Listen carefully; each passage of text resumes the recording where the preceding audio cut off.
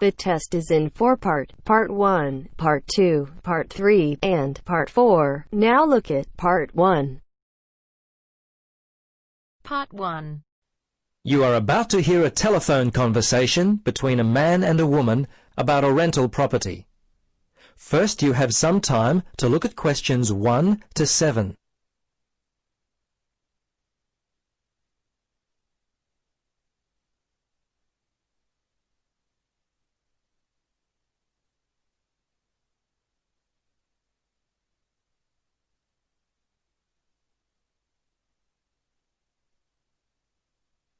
Now, listen carefully and answer questions 1 to 7.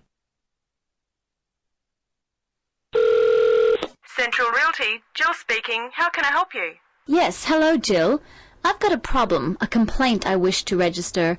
Who should I speak to? You'll want to speak to Tracy, the residential manager. Just a moment and I'll put you through. Thanks. Hello, this is Tracy. I understand your rent is going to be increased. Yes, this is why I'm calling. I was told that my rent would not be increased for the length of my 6-month contract, which I signed only 4 months ago. What's going on? Is my landlord allowed to do this? I see. Yes. Okay. That seems strange. Look, can I take down some of your particulars and I'll register a formal complaint to the landlord on your behalf? Yes, sure, that'd be good. Firstly, name and address, contact details. Yes, Jane McSweeney. That's McSweeny. 3 Mauger Street. That's Maugher Street. Windory, 3355. And the phone there? Yes, you can contact me on 334756, extension 3176. I generally arrive home by 6 o'clock in the evening, so you can call me around that time, but not after 9. Oh, sorry, 8:30, because that's the time I leave for work. Okay, so I should note down that the problem is that your landlord wants to raise your rent. And when did you first move in? Yes, well, the contract began on August 1st, and... oh, hang on. Sorry, that's the ending date. We actually moved in on February the 1st. Before you listen to the rest of the conversation, you have some time to look at questions 8 to 10.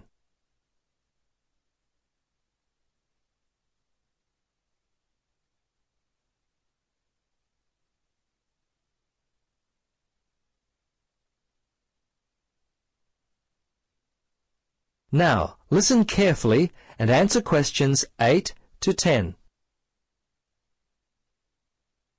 Okay, good. Now, if need be, you will have to send a letter to the Rental Tenancy Board. But as I said, first let us approach your landlord on your behalf and see if we can work out the problem before it gets to that situation. I'd be very surprised if you have to send a letter. 95% of these kinds of problems get solved early on. Okay. Now, if you have any problems you need to discuss, feel free to come in and talk with the general manager. In the meantime, if you would just wait until we receive an answer from your landlord, we'll be able to then plan our next step. Is there anything else I could be doing? Well, you could write a letter to the RTB listing all the events as they happened from your point of view. But as I say, hold on to it. Don't send it unless we have to. Well, that's about it for now. Thanks for your call. I'm sure we can sort this out. Thanks very much for your help. I hope we can sort it out too. Bye for now. Yes, bye. That is the end of Part 1. You now have half a minute to check your answers.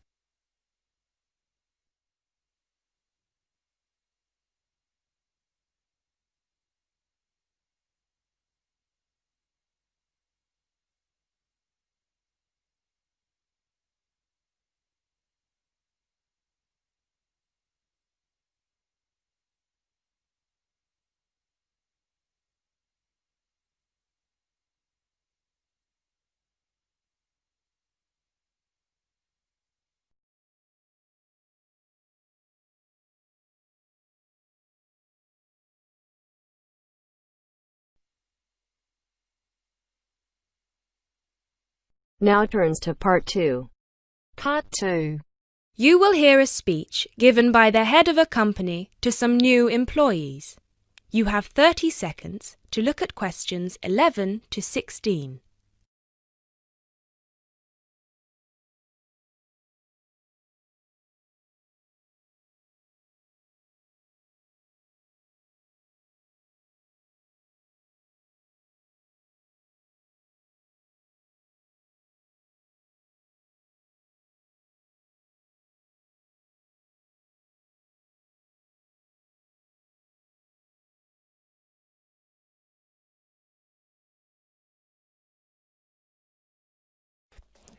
First of all, a warm welcome to Barker's Country Safaris. We're delighted to have you all on board for this season. I know you've all been told a bit about the company when you had your job interview, but I thought it would be worth telling you a bit more about ourselves. Barker's was set up 10 years ago by myself, John, and my then girlfriend and now wife, Nancy. We started it initially just as a hobby. We felt that there was a good opportunity to share our love of the countryside in this part of the world with the many visitors who come here.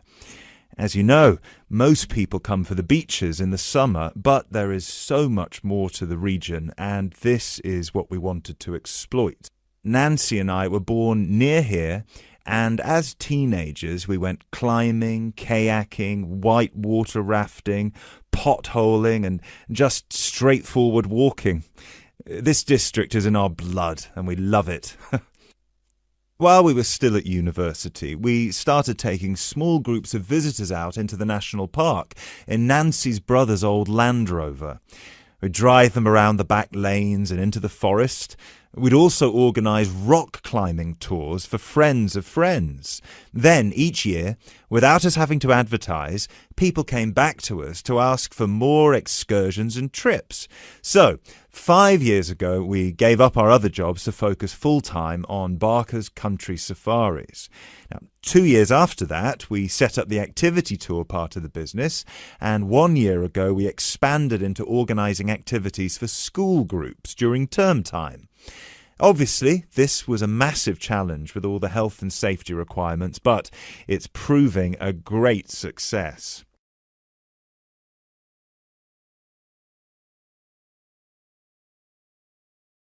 You now have 30 seconds to look at questions 17 to 20.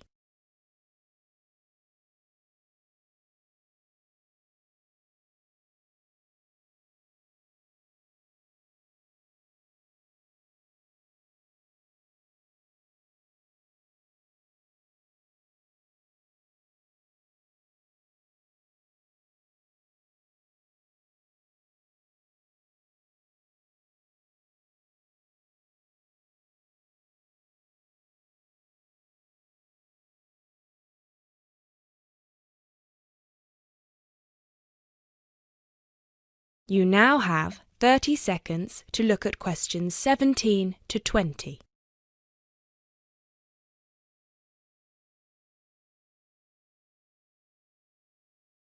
Anyway, we'll certainly not be dealing with school parties during the summer holidays.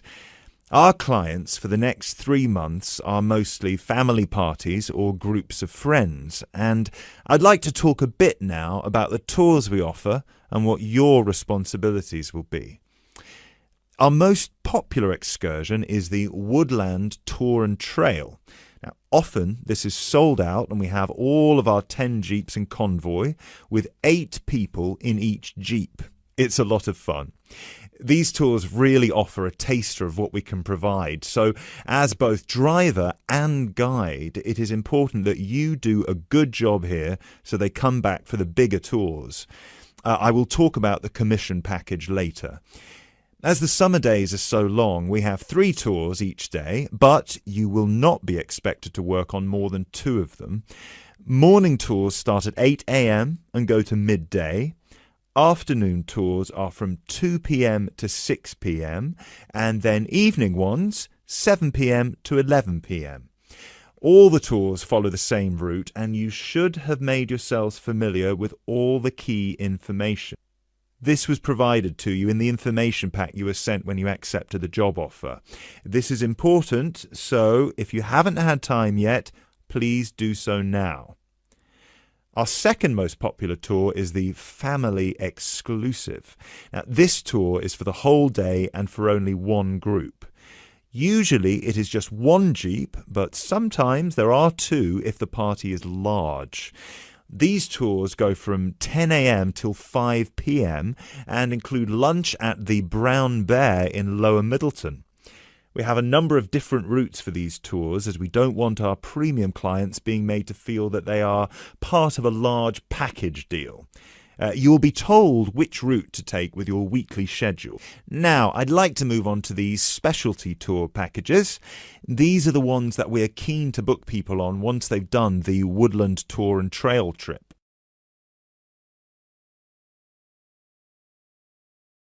That is the end of part 2. You now have half a minute to check your answers.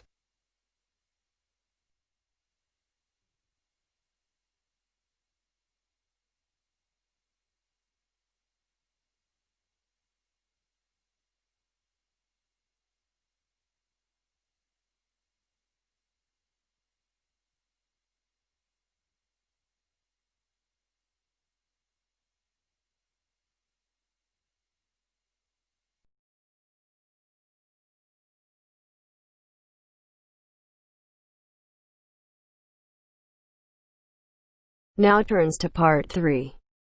Part 3. You are going to hear a conversation between Sally and Ben. They are new college students. You now have some time to read questions 21 to 25.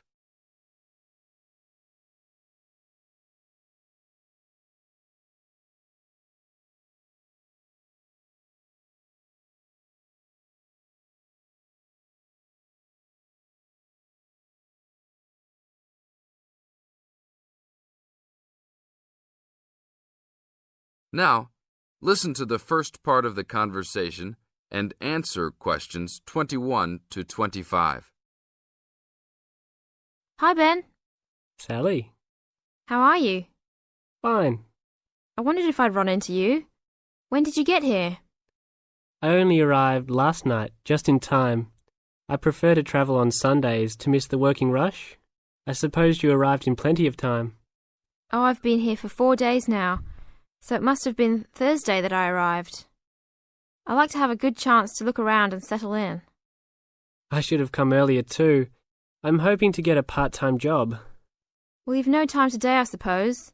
Do you still plan to be an architect? Yes, it's what I've always wanted to do. And you were planning to do economics, weren't you? Yes, I was, but now I've decided on psychology instead. How many textbooks do you have to get? I've been given this long list, and I'm sure they'll cost a fortune. See? That looks a lot. It's longer than my list. Well, it's 14 all told. So I might use library copies instead of buying some of them. What about you? I'll probably buy the whole lot of mine because I only have 5 on my list, although I'm sure there are many more I'll have to read. Luckily, we don't have to read them all straight away. Have you got your class timetable yet? It came with the book list. When do your lectures start? Tuesday. That's tomorrow. How about yours? Oh, I've got an extra day, the day after yours start. Now you have some time to read questions 26 to 30.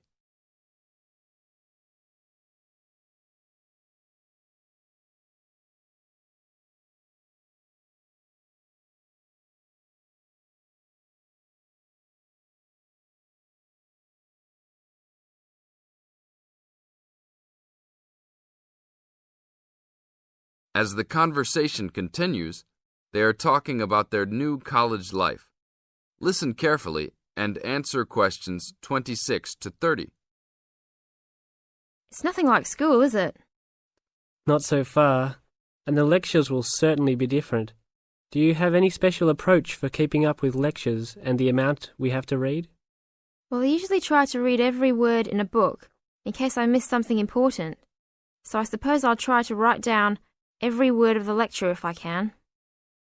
Oh, I couldn't do that. I'd get cramp in my fingers, and I wouldn't really hear what was being said. I usually skim a book when I read, and underline key parts, so I guess I'll try to make notes on the main points of the lecture. Have you thought of using a cassette recorder? You mean to record the lecture? Yep. Then you could make really good notes. Is it allowed? I think so. It must be. Plenty of people seem to do it. It has to be better than trying to write every word as you listen. Anyway, what's your first lecture about? Oh, it's on the Industrial Revolution. The Industrial Revolution? Sounds boring to me. Not really. It made a big difference to everything, including architecture eventually. So what's your first lecture about? It's about what separates humans from other animals. Okay. Look, I was on my way to the library to check out some of these books on my list. I have a tutorial paper to give in a couple of weeks. Oh, what's the topic? Well, I think our lecturer must have trouble thinking up topics. The topic is, why study architecture? I don't know. It could give you a chance to set out what you want to do. I guess so. Have you been given any tutorials to do yet? Yes. Mine is called Needs for Sleep. Sounds almost as interesting as mine. That is the end of part 3. You now have half a minute to check your answers.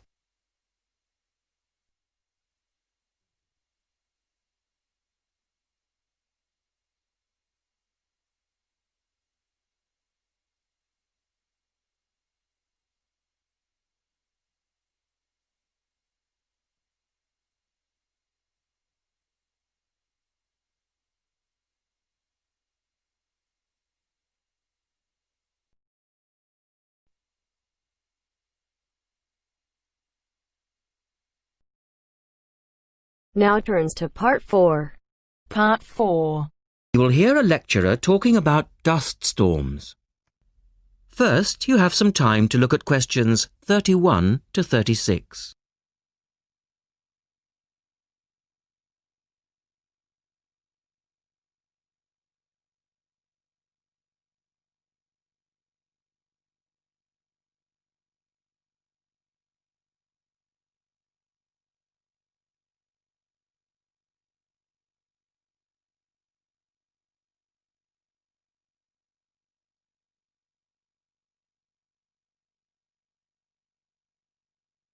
Now listen carefully and answer questions 31 to 36.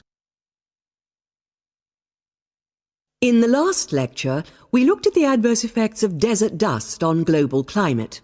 Today, we're going to examine more closely what causes dust storms and what other effects they can have. As you know, dust storms have always been a feature of desert climates, but what we want to focus on today is the extent to which human activity is causing them. And it's this trend that I want to look at, because it has wide-ranging implications. So, what are these human activities? Well, there are two main types that affect the wind erosion process, and thus the frequency of dust storms. There are activities that break up naturally wind-resistant surfaces, such as off-road vehicle use and construction. And there are those that remove protective vegetation cover from soils, for example, mainly farming and drainage. In many cases, the two effects occur simultaneously, which adds to the problem. Let's look at some real examples and see what I'm talking about. Perhaps the best-known example of agricultural impact on desert dust is the creation of the USA's Dust Bowl in the 1930s. The dramatic rise in the number of dust storms during the latter part of that decade was the result of farmers mismanaging their land. In fact, choking dust storms became so commonplace that the decade became known as the Dirty 30s. Researchers observed a similar but more prolonged increase in dustiness in West Africa between the 1960s and the 1980s, when the frequency of the storms rose to 80 a year, and the dust was so thick that visibility was reduced to 1,000 meters. This was a hazard to pilots and road users. In places like Arizona, the most dangerous dust clouds are those generated by dry thunderstorms. Here, this type of storm is so common that the problem inspired officials to develop an alert system to warn people of oncoming thunderstorms. When this dust is deposited, It causes all sorts of problems for machine operators.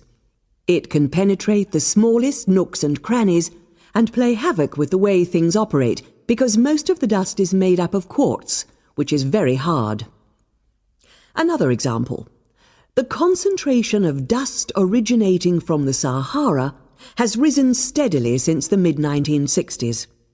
This increase in wind erosion has coincided with a prolonged drought, which has gripped the Sahara's southern fringe. Drought is commonly associated with an increase in dust-raising activity, but it's actually caused by low rainfall, which results in vegetation dying off. In the second part, the speaker talks about the drying up of the Aral Sea. Look at questions 37 to 40 and complete the flowchart.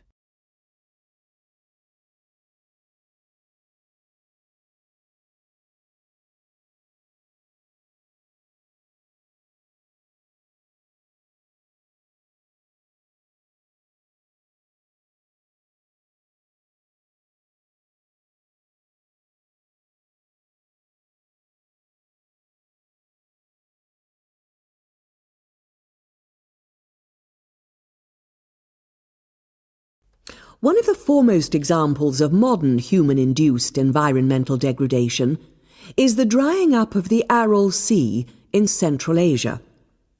Its ecological demise dates from the 1950s, when intensive irrigation began in the then Central Asian republics of the USSR. This produced a dramatic decline in the volume of water entering the sea from its two major tributaries. In 1960, the Aral Sea was the fourth largest lake in the world, but since that time it has lost 2/3 of its volume. Its surface area has halved, and its water level has dropped by more than 216 metres. A knock-on effect of this ecological disaster has been the release of significant new sources of wind-blown material as the water level has dropped. And the problems don't stop there. The salinity of the lake has increased so that it is now virtually the same as seawater.